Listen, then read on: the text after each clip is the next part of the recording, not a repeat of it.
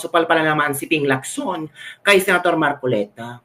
Kasi sabi ni Ping Lacson na para lang walang respeto si Marcoleta kay Ping Lacson, agad-agad may state witness, pinapunta, pinaupo, wala man lang consultation or wala man lang abiso si Marcoleta kay Ping Lacson.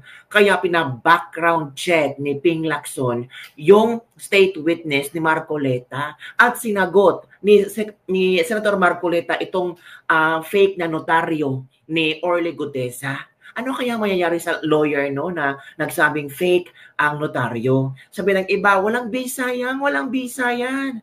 Nako, ano ba ang may malaking weight sa tawag nila kung sino ang may malaking bisa? Yung notarized or yung nag-take oath sa loob ng Senado? Ay eto kabibiga, una nating pakinggan itong pagsupalpal kay Senator Marcoleta.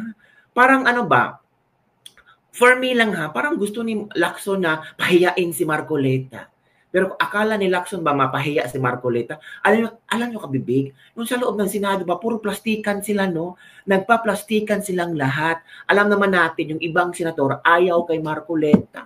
Alata naman Kasi sa loob ng Senado, okay sila. Pero paglabas, doon na lumalabas ang mga hinanaing nila. Kagaya na nangyari, di ba? Pinesenta ni Marcoleta yung state witness. After ng hearing, nagsalita si Lacson na parang si Marcoleta walang respeto, walang delikadesa, hindi man lang nag-approach sa kanya, hindi man lang in-inform na may state witness si Marcoleta, and so on and so forth. Kaya pina-background check niya si Orly Gutesa.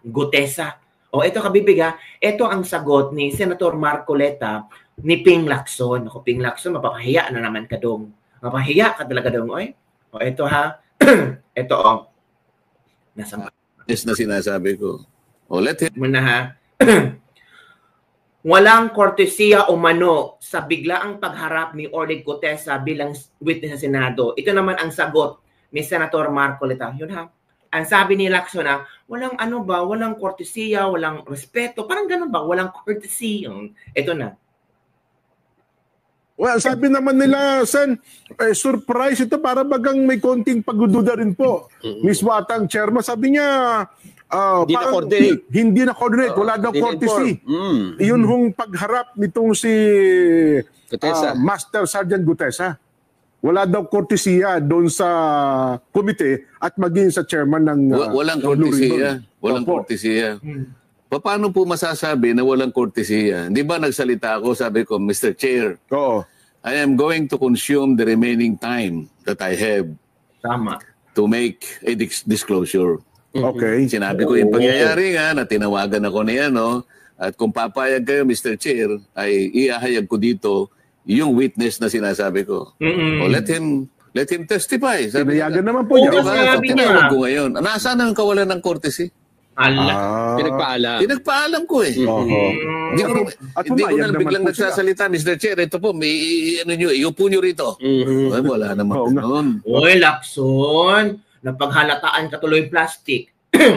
Una, humingi na pala ng paalam si Marcoleta. Nirespeto ka ni Marcoleta, di ba? Dapat sana, kung ayaw mo na mayroong state witness dapat sana nag-object ka. Dapat sana, bilang chairman dito, ang gusto ko sana, before mo i-presenta ito Marcoleta ang state witness, i-background check muna natin baka sa next na hearing natin siya pwedeng makausap. Pero hindi, pumayag si Lacson So, ang plastic mo, Lacson. Ang plastic mo, tingnan mo, sinabi ni Marcoleta na humingi siya ng kortesiya, di ba?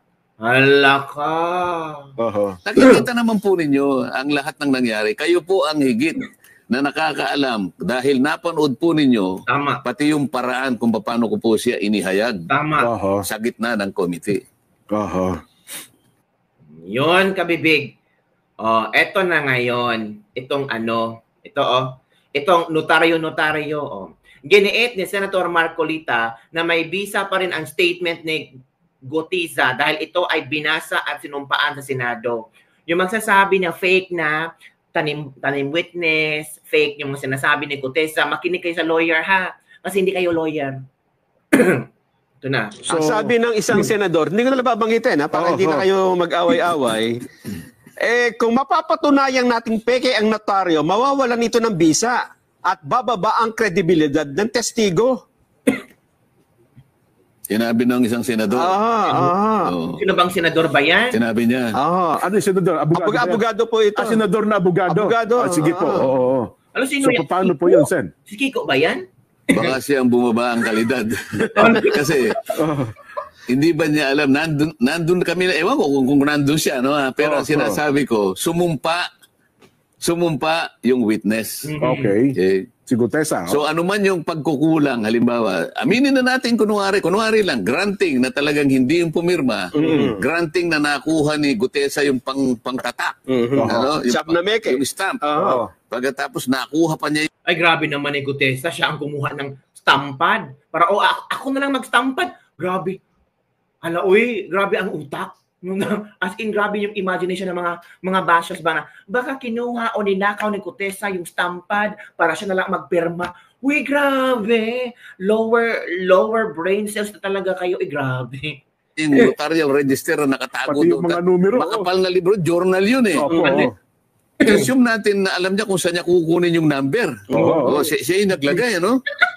Pagkatapos nakuha niya yung dry seal, at siya yung naglagay ng dry seal. Okay? Di peki talaga, no? Kaya lang sumumpa nga siya. Humarap siya sa committee. Pagkatapos, binasa niya yung kanyang sworn statement. At pagkatapos nun, in-interpellate siya. Pinagtatanong pa po siya doon. Buong bansa ang nakikinig. Parang, ang ibig lang sabihin nun, nawala na, kay notaryo wala. Hindi. Doon na napunta eh. So, kaya yung curative effect nung pag nandun na yun, kaya wag mo sasabihin na nawala ng visa yung... Kung halimbawa, private document lang, halimbawa, deed of sale, baka sakaling maniwala ako. Hindi naman na subject sa ano yun eh. Ito merong committee eh. Ayun. Diba? So kung pumunta doon, halimbawa, natapos po siya ng kanya pinanotaryo. Wala rin diferensya yun, Sen. Natapos siya. Walang notaryo. Sinabi nyo, pwede ba yung statement mo, ipanotaryo nyo after na siya umarap sa pagdinig? Oo, kung kakailanganin pa. At para lamang lahat ng nagdududa masatisfy kahit hindi na kailangan. Sige, panotaryo nyo uli. Wala namang problema kung panotaryo mo. Pwede pala yun. Dito ako natatawa ba?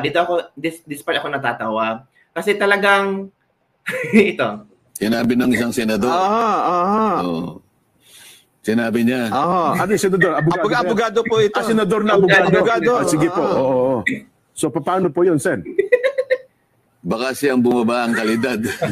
Kasi, hindi ba niya alam, nandun kami, ewan ko kung nandun siya, no? Pero ang sinasabi ko, sumumpa yung witness. Okay. Si Gutesa. So ano man yung pagkukulang, halimbawa, aminin na natin kunwari lang, granting na talagang hindi yung pumirma, granting na nakuha ni Gutesa yung pangtatak. Yung stamp. Pagkatapos nakuha pa niya yung notarial register na nakatago doon. Pati yung mga numero. Makapal na libro, journal yun eh. I-assume natin na alam niya kung saan niya kukunin yung number. Siya yung naglagay, ano? Pagkatapos nakuha niya yung dry seal, at siya yung naglagay ng dry seal. Okay? Di peki talaga, no? Kaya lang sumumpa nga siya. Peki talaga, halata, no? May mga numbers doon eh. Grabe naman kung ganun kagaling si Gutesa. Siya yung maghalukat sa libro at doon niya lalagay. Di ba, nakakatawa lang talaga kabibig, no? Ang mga komento. Ito ang sabi ng ating mga netizen. Nako po, peke na may visa pa. Ayos talaga. Aray ko, Marcoleta, kala ko ba sumunod kayo sa batas? Ba't namimeke kayo? Paano naging peke iyon? Sinagot na nga ni Marcoleta, paano na? Sige, kayo nang bahala. Nasa utak nyo. Na-surpresa kasi sila, Senator Marcoleta. Kadalasang pumirma lang naman dyan yung clerk ng abogado. Siguro nung nakita niya pangalan niya at notary office niya yung nag-notarize, siguro natakot na malaki na tao involved. Ano rason para dayain yung notaryo? Bawat kanto sa Manila may notary public office, 15 minutes notarized na. Ito pa, ipagdasal po natin ang safe at security ni Dante Marcoleta. Lagi ko po gabayan ng Diyos sa Ama at protektahan dahil sa matuwid ninyong pinaglalaban sa mga sa bayan na inilaan ng Diyos ng mga Pilipino. Diba? Ay, naku kabibigo. Ito pang isa pang video ni ating Humarap sa Ano ang implication, anong epekto noong hindi pala, halimbawa lang, for the sake of argument, na hindi talaga notarized yung peke, yung pagkakanotaryo. Ano ang epekto nun dun sa salaysay? Opo. Ang magiging epekto niyan, wala na. Bakit?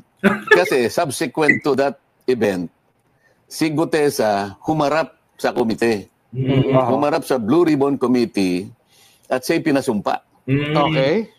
At doon ay binasa niya yung kanyang sworn statement. Okay. At pagkabasa niya, pinagtatanong siya. Sa makatwid, kahit na walang notaryo yun, Okay. kahit walang notaryo yun, hindi nawala yung saysay ng kanyang deklarasyon. Kasi sumumpa siya doon eh. So, kung titingnan mo ngayon, parang yung kung tatawagin yan sa legal term, surplusage, sabi nila. Surplusage. Ibig sabihin, with or without that, nananatiling balido Yung kanyang yung salaysay niya dahil nga sa katotohanan na sumumpa siya. Sumumpa siya sa harap ng Blue Ribbon Committee.